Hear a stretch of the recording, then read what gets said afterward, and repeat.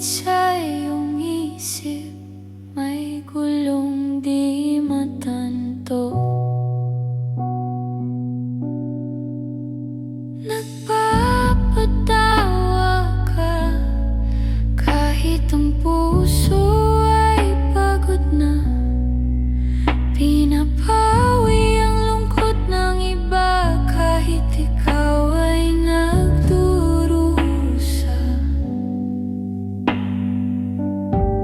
Hindi ito laro, hindi ito biro. Ang bigat na dinadala sa loob ay hindi kayang bilangin.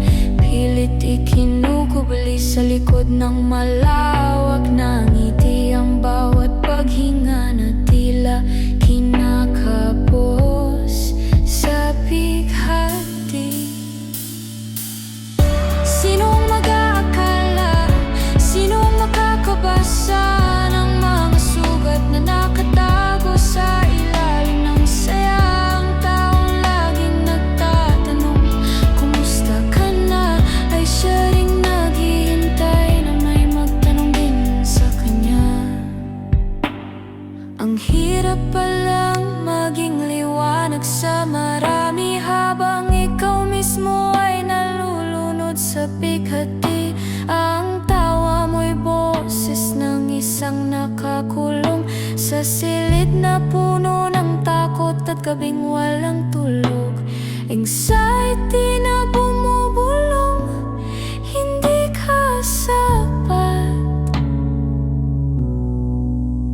Sa likod ng okay lang ako ay matinding alat ng luhang nagbabadyat.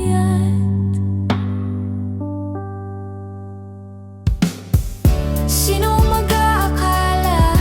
Sinong makakabasa ng mga sugat na nakatago sa ilalim ng saya? Ang taong laging nagtatanong, kumusta ka na? Ay siya ring naghihintay na may magtanong din sa kanya. Hindi laging totoo ang nakikitang ngiti. Minsan ito ay maskara ng pusong nagtatago ng bighati. Ang saya ay ginagawang panakip sa sugat na malalim na sa bawat halakhak. Pilit na nilalamon ng dilim, pagkat mahirap maging gamot sa iba. Kung ikaw mismo ay lugmok at hindi makahanap ng pag-asa, huwag mong piliting maging matapang sa lahat ng oras.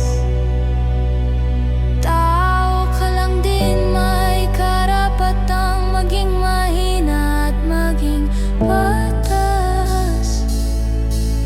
Hindi kasalanan ang hindi maging okay. Ang magpahinga ay bahagi ng mahabang lakbay. Sinong mag-aakala? Sinong makakabasa ng mga sugat na nakatago sa ilalim ng saya? Ang taong laging nagtatanong, kumusta ka na? Ay siya ring naghihintay na may magtanong din sa kanya.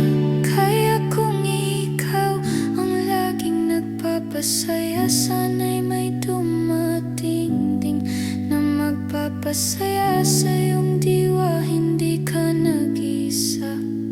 Huminga ka ng malalim, it's okay not to be okay. Matatapos din ang dilim.